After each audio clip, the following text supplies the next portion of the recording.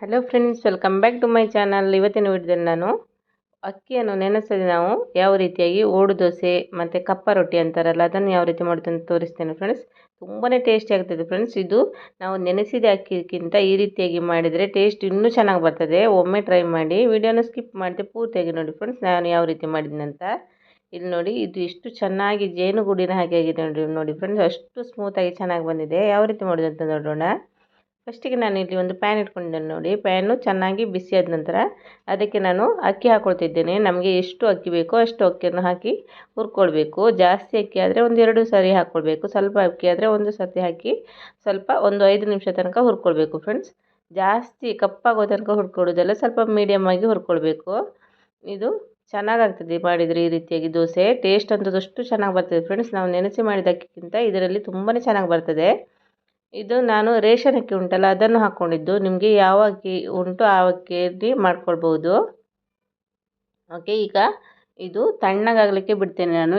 ಇಷ್ಟು ಹೊರಿದ್ರೆ ಸಾಕು, ಕಲರ್ ಸ್ವಲ್ಪ ಚೇಂಜ್ ಆದರೆ ಸಾಕು. ಓಕೆ, ಈಗ ಕಂಪ್ಲೀಟಾಗಿ ತಣ್ಣಗಾಗಿದೆ. ಇದಕ್ಕೆ ಈಗ ನಾನು ನೀರು ಸೇರಿಸಿ ಒಂದು 3-4 ಸಾರಿ ತೊಳ್ಕೊಳ್ತೇನೆ. ಯಾಕಂದರೆ ಫಸ್ಟಿಗೆ ನಾನು ತೊಳೆದ ಅಕ್ಕಿಯನ್ನು ಹಾಕಿದ್ದಲ್ಲ, ಹಾಗೆ ಅಕ್ಕಿಯನ್ನು ಹಾಕಿದ್ದು. ಇದು ನಾವು ತೊಳೆದು ನೆನೆಸಿದ ಅಕ್ಕಿ ಆದರೆ ತೊಳ್ಕೊಳ್ಳುವ ಅವಶ್ಯಕತೆ ಇರುವುದಿಲ್ಲ ಹುರಿದಾದ ನಂತರ.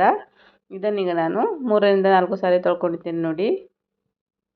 ನೆಕ್ಸ್ಟ್ ಈಗ ಇದಕ್ಕೆ ನಾನು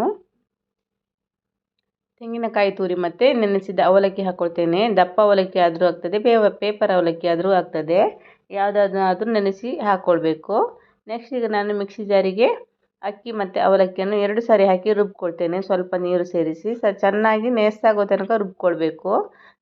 ಅಂದರೆ ನಾವು ನೀರು ದೋಸೆಗೆ ಮಾಡ್ತೇವಲ್ಲ ಅಷ್ಟು ಅಲ್ಲ, ಸ್ವಲ್ಪ ತರಿತರಿಯಾಗಿದ್ದರೆ ಚೆನ್ನಾಗಾಗ್ತದೆ. ಇದು ನೋಡಿ, ನಾನು ಈಗ ಅಕ್ಕಿಯನ್ನು ರುಬ್ಕೊಂಡಾಗಿದೆ. ಇದನ್ನೀಗ ನಾನು ಚಮಚೆಯನ್ನು ಹಾಕಲಿಲ್ಲ, ಹಾಗೆ ಮಿಕ್ಸಿ ಜಾರಿಂದ ಪಾತ್ರೆಗೆ ಹಾಕ್ಕೊಂಡಿದ್ದೇನೆ. ಅದನ್ನೊಂದು ನಾನು 1/4 ಗಂಟೆ ತನಕ ಇಟ್ಟಿದ್ದೇನೆ ರೆಸ್ಟಿಗೆ. ಇಲ್ಲಿ ನೋಡಿ, ಇಷ್ಟು ಗಟ್ಟಿಯಾಗಿ ಆಗಿದೆ ನೋಡಿ. ಅವಲಕ್ಕಿ ಎಲ್ಲ ಹಾಕಿದ್ವಲ್ಲ, ಹಾಗಾಗಿ ಅದು ಚೆನ್ನಾಗಿ ಹೀರ್ಕೊಂಡಿದೆ ನೋಡಿ. ನೆಕ್ಸ್ಟ್ ಈಗ ಇದನ್ನು ತಿರುಗಿಸ್ಕೊಳ್ತೇನೆ. ತಿರುಗಿಸುವಾಗ ಇದು ಸ್ವಲ್ಪ ಗಟ್ಟಿಯಾಗಿಯೇ ಇದೆ. ಇದಕ್ಕೆ ನಾನು ಸ್ವಲ್ಪ ನೀರು ಸೇರಿಸ್ತೇನೆ. ನೀರು ಮತ್ತು ಉಪ್ಪನ್ನು ಕೂಡ ಹಾಕ್ಕೊಳ್ತೇನೆ. ರುಚಿಗೆ ಎಷ್ಟು ಉಪ್ಪು ಬೇಕೋ ಅಷ್ಟು ಉಪ್ಪನ್ನು ಹಾಕ್ಕೊಳ್ತಾ ಇದ್ದೇನೆ. ನೀರು ನಾವು ಮಾಮೂಲಿಯಾಗಿ ಕಪ್ಪ ರೊಟ್ಟಿ ಮಾಡ್ತೇವಲ್ಲ, ಓಡು ದೋಸೆ ಮಾಡ್ತೇವಲ್ಲ, ಅದೇ ಹದಕ್ಕೆ ಇರಬೇಕು ಫ್ರೆಂಡ್ಸ್. ಇಲ್ಲಿ ನೋಡಿ ಎಷ್ಟು ಅಂತ ತೋರಿಸ್ತೇನೆ ನೋಡಿ. ಈ ರೀತಿಯಾಗಿ ಇರಬೇಕು. ಗಂಟೆಲ್ಲ ಚೆನ್ನಾಗಿ ತೆಕ್ಕೊಳ್ಬೇಕು ನಾವು ತಿರುಗಿಸಿ. ಇಲ್ಲಿ ನೋಡಿ, ಇಷ್ಟು ದಪ್ಪವಾಗಿ ಇರಬೇಕು ಫ್ರೆಂಡ್ಸ್. ಇದನ್ನೀಗ ನಾನು ಹಾಕ್ಕೊಳ್ತೇನೆ. ದೋಸೆ ಮಾಡ್ತೇನೆ ನೋಡಿ. ದೋಸೆ ಮಾಡುವಾಗಲೂ ಕೂಡ ಇದೇ ರೀತಿಯಾಗಿ ಮಾಡಿದರೆ ತುಂಬಾ ಚೆನ್ನಾಗಿ ಬರ್ತದೆ, ಹೋಲಾಗಿ. ನಾನೀಗ ಮಣ್ಣಿನ ಹಂಚಿಟ್ಕೊಂಡಿದ್ದೇನೆ ನೋಡಿ. ಇದು ಚೆನ್ನಾಗಿ ಬಿಸಿ ಆಗಬೇಕು. ಸ್ವಲ್ಪ ಬಿಸಿ ಆದ ಕೂಡಲೇ ಹಾಕಬಾರ್ದು. ಚೆನ್ನಾಗಿ ಬಿಸಿ ಆದ ನಂತರ ಈ ರೀತಿಯಾಗಿ ಮೇಲ್ಗಡೆಯಿಂದ ಹಾಕ್ಕೊಳ್ಬೇಕು ದೋಸೆಯನ್ನು ನಾವು. ಹಾಕಿ ನಾವು ಲಿಡ್ ಕ್ಲೋಸ್ ಮಾಡಿ ಈಗ ಬೇಯಿಸ್ಕೊಳ್ಬೇಕು. ಬೇಯಿಸುವಾಗ ಮೀಡಿಯಮ್ ಫ್ಲೇಮಲ್ಲೇ ಇಟ್ಕೊಳ್ಬೇಕು. ನಾವು ದೋಸೆ ಹಾಕುವಾಗ ಹೈಯಲ್ಲಿ ಇಡಬೇಕು. ಮತ್ತು ಒಂದು ನಿಮಿಷ 2 ನಿಮಿಷ ತನಕ ಹೈಯಲ್ಲಿ ಇಟ್ಟು ಮತ್ತೆ ಮೀಡಿಯಮ್ ಫ್ಲೇಮಲ್ಲಿ ಇಡಬೇಕು ಫ್ರೆಂಡ್ಸ್ ಗ್ಯಾಸನ್ನು. ಇಲ್ಲಿ ನೋಡಿ, ಇಷ್ಟು ಚೆನ್ನಾಗಿ ಹೋಲಾಗಿ ಬಂದಿದೆ ನೋಡಿ. ಜೇನುಗೂಡಿನ ಹಾಗೆ ಆಗ್ತದೆ ಫ್ರೆಂಡ್ಸ್ ಈ ದೋಸೆ ಟೇಸ್ಟು ಕೂಡ ಅಷ್ಟೇ ತುಂಬಾ ಚೆನ್ನಾಗಾಗ್ತದೆ. ನೀವು ಒಮ್ಮೆ ಟ್ರೈ ಮಾಡಿ ನೋಡಿ, ಅಷ್ಟು ಚೆನ್ನಾಗಾಗ್ತದೆ. ಇಲ್ಲಿ ನೋಡಿ, ದೋಸೆ ಎಷ್ಟು ಚೆನ್ನಾಗಿ ಬಂದಿದೆ ಅಂದರೆ ಅಷ್ಟು ಚೆನ್ನಾಗಿ ಬಂದಿದೆ ಫ್ರೆಂಡ್ಸ್. ನಮಗೆ ದೋಸೆ ತೆಗೆಯುವಾಗ ಕೂಡ ಏನೂ ಕಷ್ಟ ಆಗೋದಿಲ್ಲ, ತುಂಬಾ ಸುಲಭವಾಗಿ ಬರ್ತದೆ. ಇಷ್ಟು ಹೋಲಾಗಿ ಜೇನುಗೂಡಿನ ಹಾಗೆ ಆಗಿದೆ ನೋಡಿ ಫ್ರೆಂಡ್ಸ್. ಅಷ್ಟೇ ಸ್ಮೂತಾಗಿದೆ ಫ್ರೆಂಡ್ಸ್. ಟೇಸ್ಟು ಕೂಡ ಅಷ್ಟೇ ತುಂಬಾ ಚೆನ್ನಾಗಿ ಬಂದಿದೆ. ನೀವು ಒಮ್ಮೆ ಟ್ರೈ ಮಾಡಿ ನೋಡಿ ಈ ರೀತಿಯಾಗಿ ದೋಸೆ ಮಾಡಿ. ಮತ್ತು ನೀವು ಇದೇ ರೀತಿಯಾಗಿ ದೋಸೆ ಮಾಡ್ಕೊಳ್ತೀರಿ ಫ್ರೆಂಡ್ಸ್. ನಮಗೆ ರಾತ್ರಿ ಅಕ್ಕಿ ನೆನೆಸಲಿಕ್ಕೆ ಮರೆತು ಹೋದರೆ ಬೆಳಿಗ್ಗೆ ನಾವು ಇದನ್ನೀಗ ಹೀಗೆ ಮಾಡಿಕೊಂಡ್ರೆ ದೋಸೆ ಕೂಡ ಆಗ್ತದೆ. ನೋಡಿ, ನೆಕ್ಸ್ಟ್ ಈಗ ಇದೇ ರೀತಿಯಾಗಿ ಹಾಕ್ಕೊಳ್ತೇನೆ. ಮೇಲ್ಗಡೆಯಿಂದ ಹಾಕಿ ಮತ್ತೆ ಮಿಡ್ಲಿನಲ್ಲಿ ಈ ರೀತಿಯಾಗಿ ಪ್ರೆಸ್ ಮಾಡಿದರೂ ಕೂಡ ಚೆನ್ನಾಗಿ ಬರ್ತದೆ ದೋಸೆ.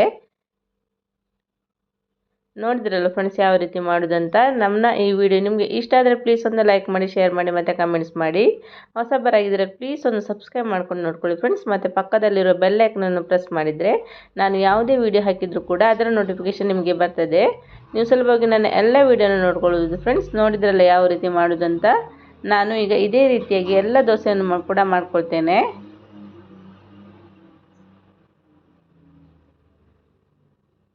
ಈಗ ನೆಕ್ಸ್ಟ್ ಈಗ ಇನ್ನೊಂದು ದೋಸೆ ಕೂಡ ಹಾಕ್ಕೊಳ್ತೇನೆ ಫ್ರೆಂಡ್ಸ್.